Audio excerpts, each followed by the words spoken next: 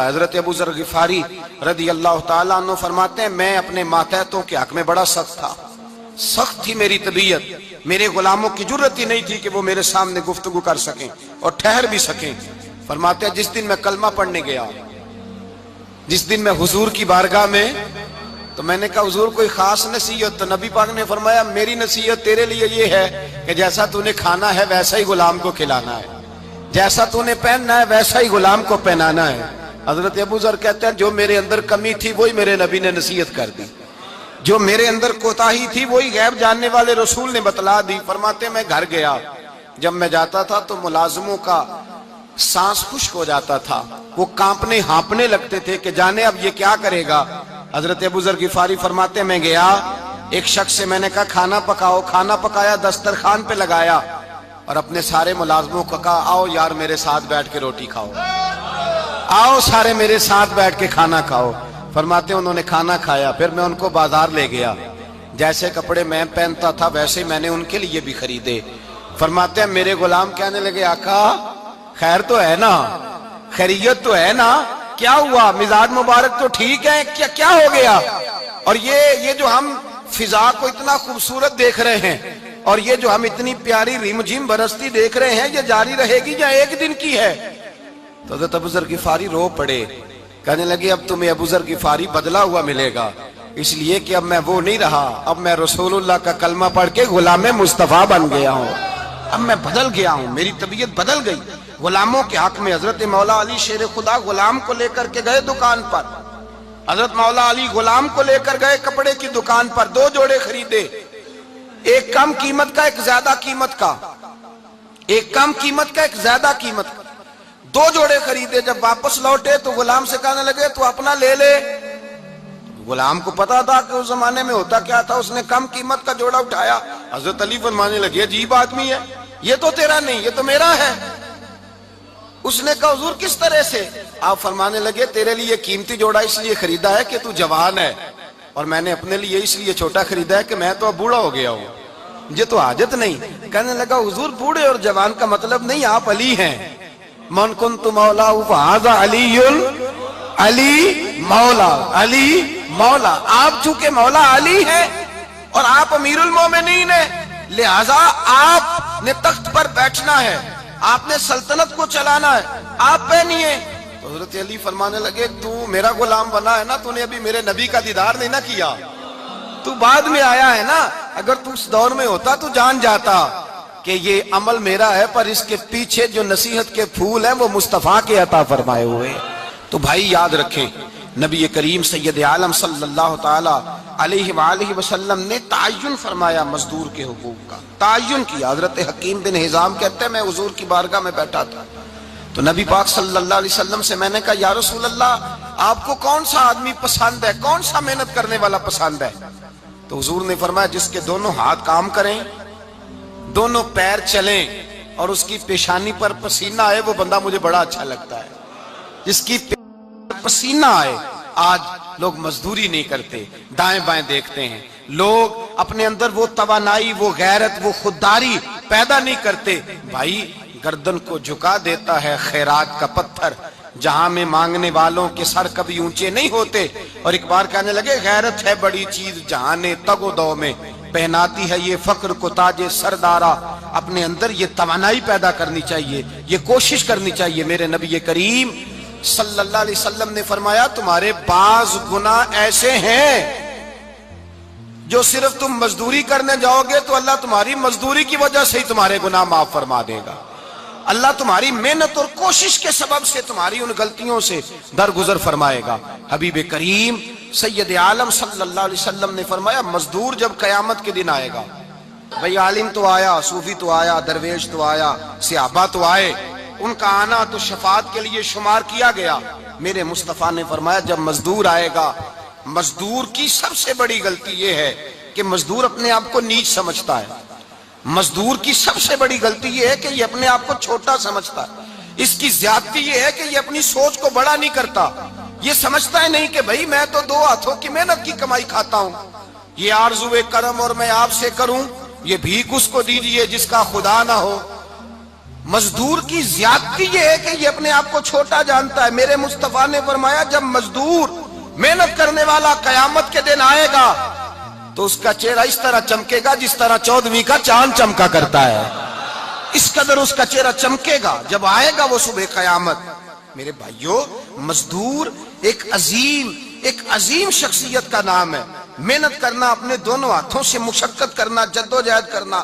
مجھے کئی سارے لوگ, میں جب ملک کے مختلف گوشوں میں جاتا ہوں تو کئی سارے لوگ کہتے ہیں آپ کے ابا جی کا مزار کدھر ہے, آپ کس مزار کے سجادہ نشین ہیں؟ تو میں ان سے کہتا ہوں میں سجادہ نشین نہیں, میں تو کسان کا بیٹا ہوں. اور میں اس شخص کا بیٹا ہوں جو رات کو 2 بجے اٹھ کے بھی گھر سے نکلتے تھے 2 نفل پڑھ کے. تو ہم پوچھتے تھے کہ اماں جی ابا جی کہاں گئے؟ تو کہتے تھے چند کھیتوں کو پانی لگانا تھا اور رات کو رخصت ہو گئے. فخر کی بات ہے, یہ اعزاز کی بات ہے, یہ اعزاز کی بات ہے. ہم نے ساری زندگی ان کے ہاتھ پہ چھالے دیکھے لیکن بات لفظ زبان پر یہی دیکھی کہ بیٹا عزت والا وہی ہوتا ہے جو اپنے ہاتھوں سے محنت کر کے روزی کھایا کرتا ہے. بھائی یاد رکھیں یہ اعزاز کی بات ہے. اعزاز, مزدور کا بیٹا فخر کرے, کسان کا بیٹا ناز کرے. وہ جو آدمی سویرے جاتا ہے ویلڈنگ کا پلانٹ لے کے کام کرنے, اس کا بیٹا ناز کرے. وہ جس کا باپ پھاوڑا چلاتا ہے, چھینی چلاتا ہے, تھوڑا چلاتا ہے, وہ ناز کرے. اور مزار صرف ان لوگوں کے نہیں ہوتے جو اللہ اللہ کرتے ہیں, ہو کرتے ہیں, وہ تو قابل اعزاز ہیں اللہ کے بندے, ان کے بھی مزار ہوتے ہیں. مزار وہ بھی ہوتا ہے جس کو میرے مصطفیٰ نے فرمایا القاسب حبیب اللہ, جو محنت کرتا تھا ہاتھوں سے جدوجہد کرتا تھا, وہ بھی تو اللہ کا دوست ہے نا, اس کا بھی تو مزار ہے نا, اس کی بھی تو قبر پر انوار ہے جو اللہ کا محبوب ہو کے گیا. تو بھائی اپنا اعزاز جانے سمجھے اس بات کو. میرے مصطفیٰ کریم صلی اللہ علیہ وسلم مزدور کو عزت دیتے, وقار دیتے, اور جو حضور کے گھر میں خادم ہوتے ان کی ناز برداری کرتے. ہمارے گھر میں جو بی بی برتن دھوتی ہے وہ ہمارے ساتھ بیٹھ کے روٹی نہیں کھا سکتی, اس کو یہ اجازت نہیں ہوتی.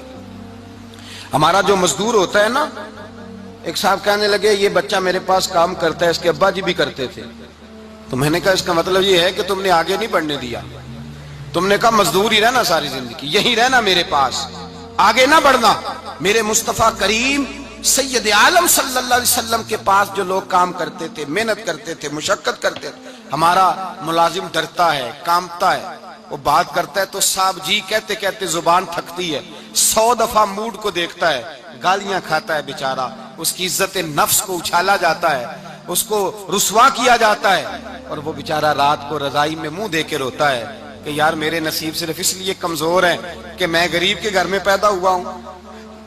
ہم احساس نہیں کرتے, اور مزدور کو کبھی موقع مل جائے جان چھوٹنے کا تو بھاگ جاتا ہے. ہمارا کردار اور اخلاق ایسا نہیں ہوتا. حضرت زید بن حارثہ رسول اللہ کے غلام تھے, نبی پاک کے گھر میں جھاڑو دیتے تھے, برتن مانجتے تھے. یہ بچپن میں اپنے قبیلے سے گم ہو گئے تھے, کسی نے اغوا کر کے لا کر کے بیچ دیا, گم ہو گئے تھے. حضور کی بارگاہ عالی مرتبت میں لائے گئے. حضرت زید بن حارثہ سارا دن کام کاج کرتے.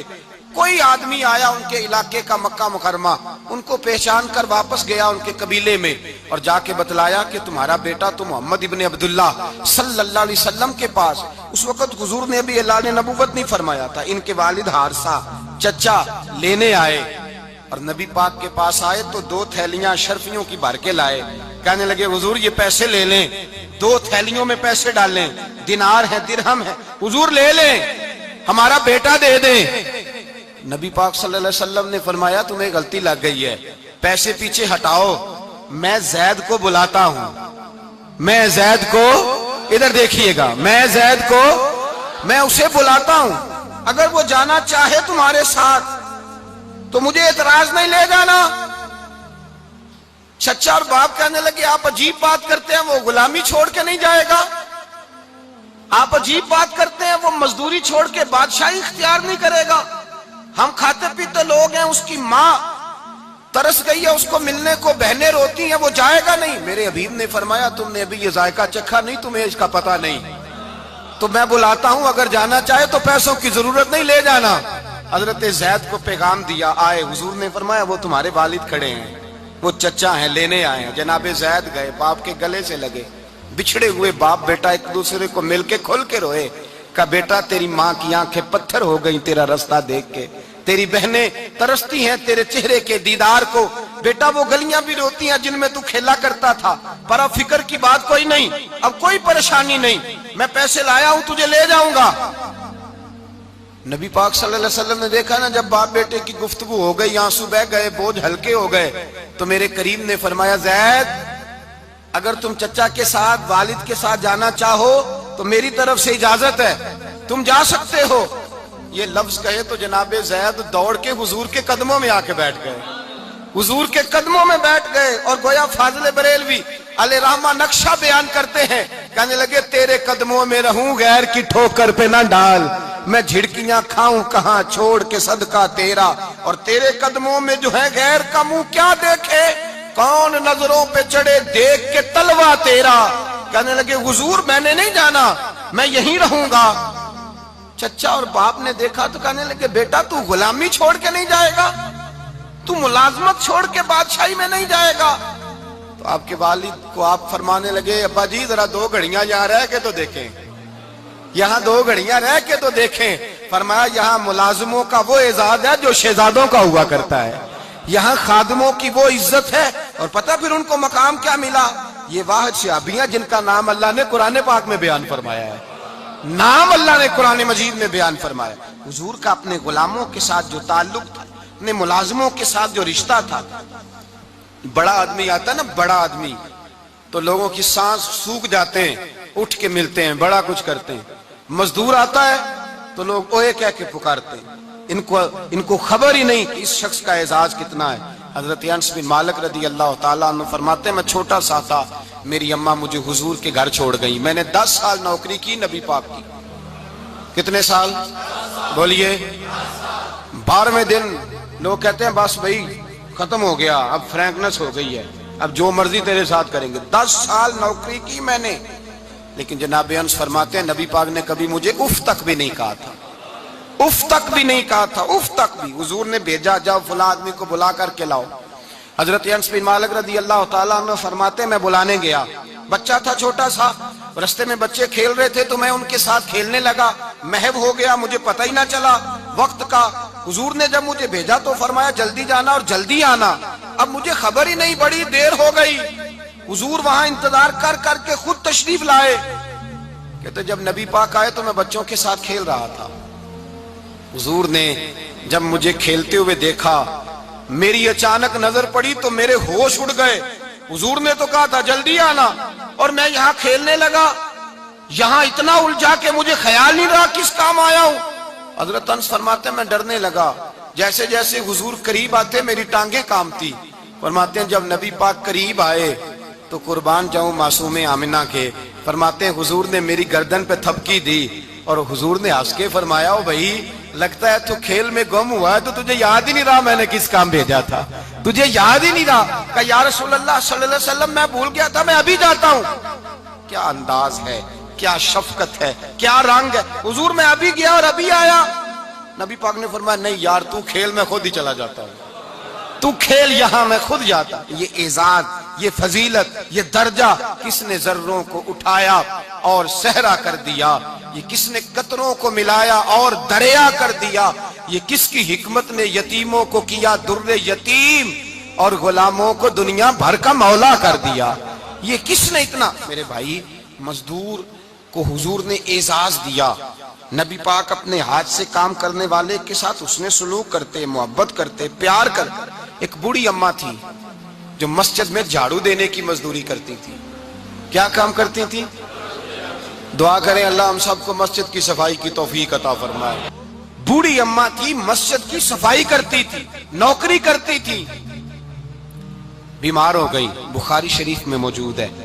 اللہ کے محبوب صلی اللہ علیہ وسلم روز تیمارداری کرنے جاتے، ایک وقت ایسا آیا کہ دن میں 2 مرتبہ حضور تیمارداری کرنے جاتے۔ ایک شام نبی پاک نے فرمایا اس کا انتقال ہو جائے تو مجھے اطلاع کرنا۔ صحابہ کہتے ہیں رات کے وقت ان کا انتقال ہوا، ٹھنڈ کا موسم تھا، ہم نے حضور کو تکلیف دینا مناسب نہ سمجھا، ہم نے دفن کر دیا۔ سویرے اللہ کے حبیب نے پوچھا تم نے مجھے اطلاع کیوں نہیں دی؟ حضور سردی بڑی تھی۔ کون جاتا ہے مزدوروں کے جنازوں میں؟ کون جاتا ہے مزدوروں کے جنازے میں؟ یہاں تو اب جنازے بھی سیاسی ہو گئے ہیں، اب تو کوئی بہت بڑا امیر آدمی فوت ہو جائے تو وہاں رش ہوتا ہے، وہاں رش ہوتا ہے۔ غریبوں کا تو جنازہ بھی کوئی نہیں پڑھتا۔ حضرت جناب سیدنا ابو ہریرہ رضی اللہ تعالیٰ عنہ فرماتے ہیں حضور نے فرمایا مجھے اطلاع کیوں نہیں دی؟ تمہیں اس کے اعزاز کا نہیں پتا؟ وہ مزدور تھی مسجد میں جھاڑو دیتی تھی، تم نے خبر ہی نہیں دی؟ حضور وصال ہو گیا، فرمایا چلو مجھے بتاؤ قبر کہاں ہے؟ حضور سارا کچھ جانتے ہیں لیکن یہ ساری تمہید اس لیے بیان کی کہ ایک مزدور کی شان واضح ہو جائے۔ فرمایا بتاؤ قبر کہاں ہے؟ صحابہ کہتے ہیں ہم قبر پہ لے گئے تو میرے نبی نے فرمایا صفے بناؤ میں دوبارہ جنازہ پڑھاؤں گا۔